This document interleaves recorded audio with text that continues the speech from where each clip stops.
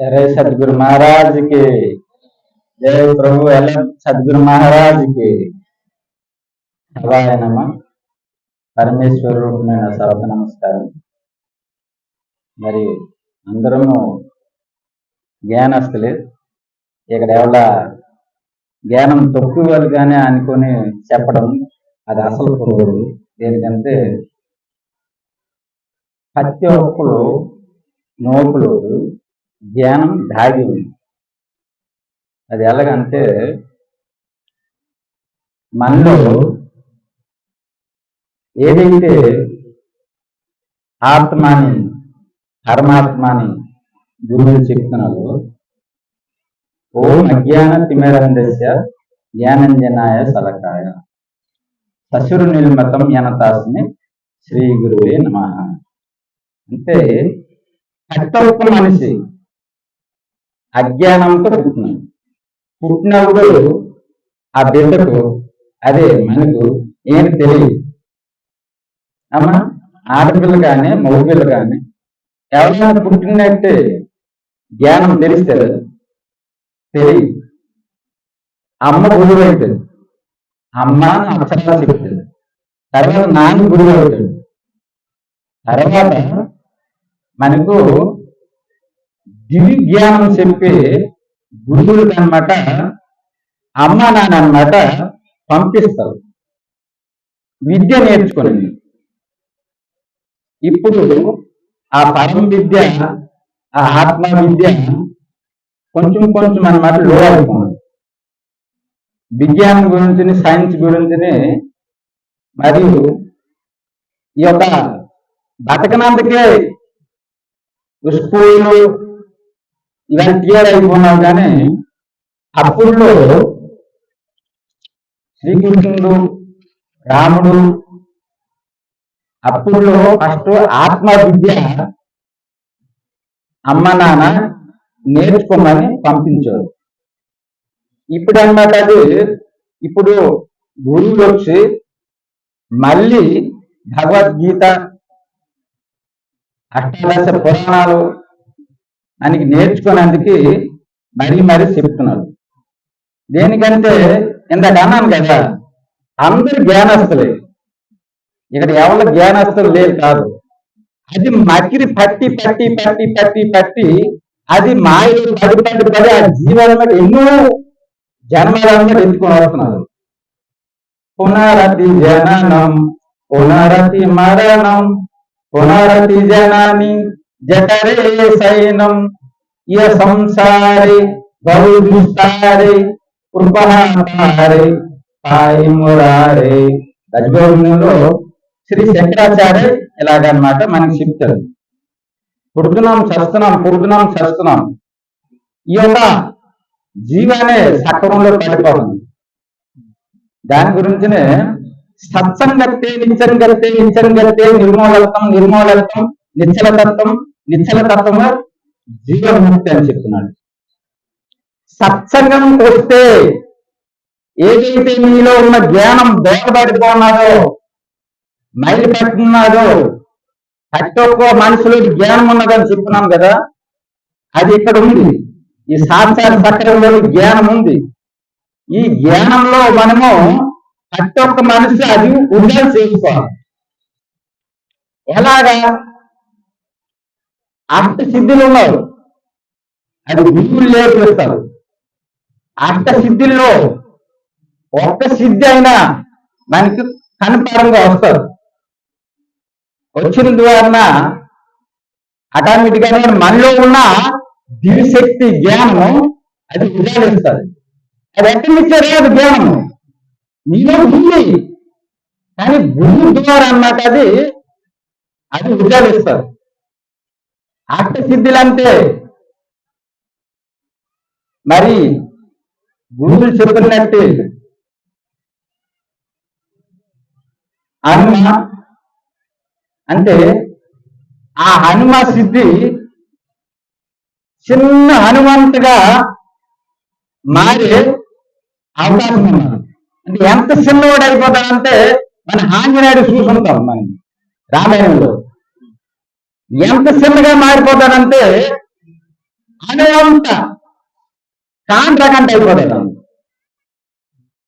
మరియు అష్ట సిద్ధిలోటి రెండో సిద్ధి మహిమ. మహిమ అంటే మా అద్భుతంగా అన్నమాట, ఒక విశ్వరూపంగా కొండలాగా అన్నమాట మారిపోతాడు. అలా మారుతున్నాడు. ఆంజనేయుడు చూస్తున్నాడు కదా, రామాయణం చూస్తున్నాడు కదా, ఆంజనేయుడికి చిన్నోడుగా పెద్దగా మారడం అన్నమాట. అది ఎక్కడి నుంచి వస్తారు? ఆహారమే. ఆంజనేయుడు చిన్నాయుడు ఎలాగా, మరి పెద్ద అవుతున్నాడు ఎలాగా? మళ్ళీ కూడా అందరిలో కూడా ఈ సిద్ధులు ఉన్నారు, ఆ దాగి ఉన్నారు. ఆ దాగి ఉంటే మరలా గురువులు అన్నమాట చెప్తారు. ఈ సిద్ధులు ఎలాగా లభిస్తాయి? గురు మంత్రం ద్వారా, గురువు ఇచ్చే జ్ఞానం ద్వారా ఈ సిద్ధులు లభిస్తాయి. ఎన్ని సిద్ధులాయలు? 8 సిద్ధులకి 2 సిద్ధులాయలు. మూడో సిద్ధి లఘుమ. లఘుమ అంటే ఇలాగన్నమాట మనం తేలిగ్గా అన్నమాట ఎగిరిపోతాం. మనం తేలిగ్గా అంటే ఎగిరిపో హనుమంతుడు చూసారు, జయ శ్రీరామ్ అంటే హాయిగా ఎగిరిపోతా ఉంటారు. మనలో కూడా ఉంది తేలిగ్గా ఎగరం. మనం అనుకుంటే కూర్చుంటాము, మనం అనుకుంటే ఎగరం కూడా మనకు ఊపు వస్తుంటారు. అది వస్తున్నప్పుడు కానీ ఆయన గురించి మనం ఆలోచించం. ఈ లగ్న సిద్ధి తేలిగ్గా అన్నమాట ఎగరినందుకు అన్నమాట శ్రీ హనుమంతుని లాంటి మనకి పనిచేస్తారు. ఎన్ని ఆయన 3 సిద్ధులు ఆయన. ఇవి సామాన్యమైన సిద్ధులు కాదు, ఇవి మనలోకి ఉన్నాయి. ప్రతి ఒక్క మనుషుల్లో ఉన్నది జ్ఞానం. ప్రతి ఒక్కరు అభ్యసన చేయాలి. అభ్యసన చేసిన ద్వారా తప్పకుండా సిద్ధులు లభిస్తాయి. ఇందులో ఒక్క సిద్ధి లభించినా కూడా మన జీవితం జ్ఞానమయం అవుతుంది. 3 సిద్ధులు. 4వ సిద్ధి గర్మ. గర్మ అంటే హనుమంతుడు తర్వాత ఇలా కోరి పెడితే తర్వాత అంగడు వెళ్ళి ఇలా కోరించితే రావణాసు దగ్గర, రావణాసుడి దగ్గర కాలుంచితే ఎన్ని వాడు పెడితే రాక్షసులు వచ్చి ఆ కాలు మాత్రం కదలియదు. దేనికి? ధర్మ సిద్ధి ద్వారా నీకు నేతలేదు, కొన్నంత బరువు అయిపోతారు. ఆ సిద్ధి అనాడిది, ఆ తపస్య అనాడిది, గురువు ఇచ్చిన ఉపదేశం అనాడిది. ఈ ధర్మ సిద్ధి అనాడిది చాలా బరువు అయిపోతారు. మనం అందరం కూడా ఇలా ఒకడం కూర్చుంటే ఎత్తలేకపోతారు. అది అందరి ధర్మ నిరూపించారు రామాయణంలో. కానీ రావణ బ్రహ్మ వచ్చినవాడికే, బాబు నాకని పెద్దవాడు, నీ నా కాలు పట్టుకునే అవసరం లేదు. ఆ సిద్ధి వెనక్కి తీసుకున్నాడు. ఎన్ని సిద్ధులాయి? 4వ సిద్ధులాయి. 5వ సిద్ధి ఏంటి? 5వ సిద్ధి మనకి ప్రాప్తి. ఇతరులు ఎవరు ఆలోచిస్తున్నారో మన వల్ల ఇతరులో ఉన్న ఆలోచన, మీలో ఉన్న ఆనందము, మీలో ఉన్న సుఖము, మీలో ఉన్న మైండ్ మొత్తం నాకు అనుభవంలోకి వస్తారు, నాకు తెలిసిపోతారు.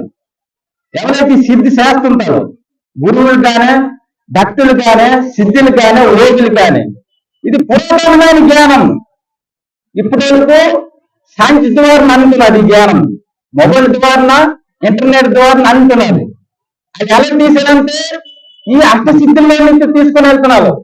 సైన్స్ జ్ఞానం ఎక్కడి నుంచి రాదు, మనలో నుంచే ఆలోచిస్తే వాళ్ళు సృష్టి చేసుకుని వస్తున్నారు. తర్వాత ప్రకామ్య. ప్రకామ్య అంటే దేవుడు స్వర్గలోకంలో ఉన్నారు, ఏ లోకంలో ఉన్నా అది ఆనందాలు బాగా ఎగురుతూనే వస్తారు. దేవుడు కాదు కిందకి తగలవు, ఇలా మీద ఉంటావు. అత్యుత్తమైన చనిపోవడం కూడా, శరీరం ముగిలిస్తే కూడా ఇలా ఉంటాయన్నమాట, కింద భూములు తగలవు. దేవుడు ఆయన అనుభవించే ఆనందాలు, అనుభవించే కోరికలు మనకి తెలుస్తాయి. ఈ యొక్క పకాంసి సిద్ధి ద్వారం, 6 సిద్ధి ద్వారం. 7వ సిద్ధి ఈసిత్త. ఈ ఈసిత్త అనే సిద్ధి మనకి ఎంతలాగా పనిచేస్తారంటే, నీ నిజానికి ఉంటే మీరు అలా అర్థం. ఇక్కడ ఉన్న కూడా అందరము అదే ప్లాన్లో ఉంటారు, అదే ఆలోచనలో ఉంటారు. నేను ఎలా చెప్తే అలాగే ఉంటారు. 7వ సిద్ధి అలాంటిది. 8వ సిద్ధి అష్ట సిద్ధుల్లో బాగానండి. ఇక్కడ ధ్యానం చెప్పేటప్పుడు ఈ ధ్యానం చేసి కరెక్ట్గా వినాలి. డబ్బులు అయితే చిన్నవాళ్ళు చెప్పినా పెద్దవాళ్ళు చెప్పినా ఇచ్చిన డబ్బులు అయితే పట్టేసుకుంటాను. కానీ జ్ఞానం ధనం కానీ విలువైంది. బుద్ధుంటేనే డబ్బు దాడిగలుగుతారు. అదే ఈ జ్ఞానం చిన్నవి కావు. ఎందుకంటే ఒక్క సిద్ధి చెప్తున్నాం కదా, లైఫ్ సెటిల్ అయిపోతుంది. ఇది నేను చెప్పే మాటలు కాదు. స్వయం ఒడ్డు కన్నా శ్రీకృష్ణ భగవాన్ చెప్తున్నాడు చిన్న భాగవతంలో అట్టి సిద్ధుల గురించి. బాగా తెలుసుకోవాలా. ఇక్కడ మైక్ పెట్టుకుని నేను చెప్తున్నంత నేను చెప్పినవి కావు, ఆ మహాత్ములు చెప్పిన జ్ఞానాన్ని ఇక్కడ చెప్తున్నాం. ఇది మనం గ్రహించాల. 8వ సిద్ధి వశిత్వం. ఈ 8వ సిద్ధి ఎలా ఉంటుందంటే, సంసారం చేస్తున్నాం, భార్యాభర్తలుగా జీవిస్తున్నాము, పిల్లలు అంటున్నాము, స్నేహితులు అంటున్నాము, గురువు అంటున్నాము, సమాజం అంటున్నాము, పెద్ద పెద్ద పదవుల్లో ముఖ్యమంత్రి రాజులు అవుతున్నాము, దేవుళ్ళు అవుతున్నాము. దేవుడు కూడా అవుతున్నాడు ఈ జీవుడే దేవుడు అవుతున్నాడు. విశుద్ధి నుంచి కిందకి వెళ్తే జీవుడు అవుతాడు. అదే విశుద్ధి నుంచి ఆజ్ఞా సక్రం వరకు వెళ్తే దేవుడు అవుతాడు. జీవుడే దేవుడు. నరుడే నారాయణుడు, మానవ సేవే మానవ సేవ. మనిషిపోడు ప్రతి ఒక్క మనిషిలో భగవంతుడు ఉన్నాడని లేదు. నువ్వు కూడా భగవంతుడు అని చెప్తున్నదే గురువుడు. అది సాధనలో ఉంది. నువ్వెంత సాధన చేస్తే నీకు కూడా పూర్ణం చేస్తావు, నీకు కూడా జైలు పిలుస్తాడు, నీవు కూడా దేవుడు అవుతావు. దేవుడు ఎక్కడ పైనుంచి దిగి రాడు, మన సమాజంలో నుంచి పుట్టుకోవడం. గురువులు ఎక్కడ పైనుంచి దిగి రాడు, మనలో తిరిగిపోయిన మన దగ్గర నుండితోనే గురువులు తయారైతే. ఈ అష్టసిద్ధి ఎలా ఉంటుందంటే, ఈ సంసారంలో ఉండి కూడా ఆయన ఆత్మ ఆనందంతో ఏమిటి అంతక డబ్బుంది చింత లేదు, డబ్బు లేదు చింత లేదు, దుఃఖం వస్తుంది చింత లేదు, ఆనందం వస్తుంది చింత లేదు. ఆయన చనిపోయాడు, మన స్నేహితుడు కొడుకు భార్య చింత లేదు. సాగు అనేది చిన్న మాయ, నిజం కాదు. అది నిజమని మేము నేర్చుకున్నాము. నిన్న సత్యమే పునరతి జననం పునరతి మరణం. అది వస్తుంటే వెళ్ళిపోతుంటే చిన్న మాయలాగా. మన బట్ట అయితే ఏదైతే నూతన వస్త్రం ధరించి పాత వస్త్రం విడిచిపెడుతున్నామో, ఈ ఆత్మ జీవనమైన దేవుని పొందుతున్నామో, అలాగే పాత బట్టలు తీసుకొస్తాం కదా, పాత బట్టలు ఉంచుకుంటారమ్మా. ఎవరో ఉంచుకోవాలి, నీళ్ళు కాదు నీవు కాదు, ఎవరో ఉంచుకోవాలి, చిరిగిపోయి పారేస్తాం. మరి కొత్త బట్టలు కట్టుకుంటాం. సేమ్ ఆత్మ కూడా ముసలైపోతే శరీరంకి త్యాగం చేసేయాలి. తర్వాత మలజనం పొందుతాయి. ఈనాడు కొన్ని జన్మాలు వెళ్ళిపోయింది, కానీ నీకు జ్ఞాపకం లేదు. జ్ఞానం కూడా లేకున్నాడు, నీ జ్ఞాపకం లేదు. అష్ట సిద్ధుల్లో నీవి ఆ పరమాత్మలో నీలమైతే చాలా ఉన్నావు. మళ్ళీ 10 సిద్ధులు ఉన్నావు, 18 సిద్ధులు కూడా ఉన్నావు, మళ్ళీ కూడా 5 సిద్ధులు ఉన్నావు, 23 సిద్ధులు కూడా ఉన్నావు. సిద్ధి అనగా ఏమైతే మనము జ్ఞానంగా అభ్యాసం చేస్తామో అది సిద్ధి అనుభవంలోకి వస్తుంది. మీలో సిద్ధి ఎలాగొస్తుంది అంటే మనకి ఆటోమేటిక్ గా తెలిసిపోతుంది. ఎవరైతే అవరం పట్టకంట బ్రహ్మముహూర్తాన రాత్రి మూడించుకొని 4 గంటల వరకు నిద్ర నేస్తాడో అది సిద్ధిని ఆటోమేటిక్ వస్తుంటారు. బ్రహ్మముహూర్తం తెలుగులో వస్తుంది, దేవుడుగా సిద్ధులు ఆటోమేటిక్ వస్తాయి. ఇవి సామాన్య సిద్ధులు కావు. ఇవాళ డబ్బు ఉంది, ధనం ఉంది, కావు రవిస్తాన్ని నాటికి వాళ్ళు ఉన్నమాట. కాబట్టి అష్ట సిద్ధుల గురించి చెప్పాము. మన టైం ఎప్పటికైనా అష్ట సిద్ధుల గురించి చెప్తాము, షట్ చక్రాల గురించి చెప్తాము. కాబట్టి ఈ యొక్క సభకి అంటే నారాయణ మందిరం తరఫున, రామ మందిరం తరఫున ఎవరు ఒక 5 నిమిషాలు చెప్పాలి. కాబట్టి అది ఒక భుజాల మన పెట్టుకొని నారాయణ మందిరం తరఫున గురువు శిష్యుడు కాబట్టి నేను ఒక 5 నిమిషాలు చెప్పాను. ఎందులో నేను చెప్తున్నాను కాదు, స్వయం ఒడ్డులకు శ్రీకృష్ణ భగవాన్ అన్నమాట అష్ట సిద్ధుల గురించి నేను చెప్పాను. బలో శ్రీరామచంద్ర భగవానికి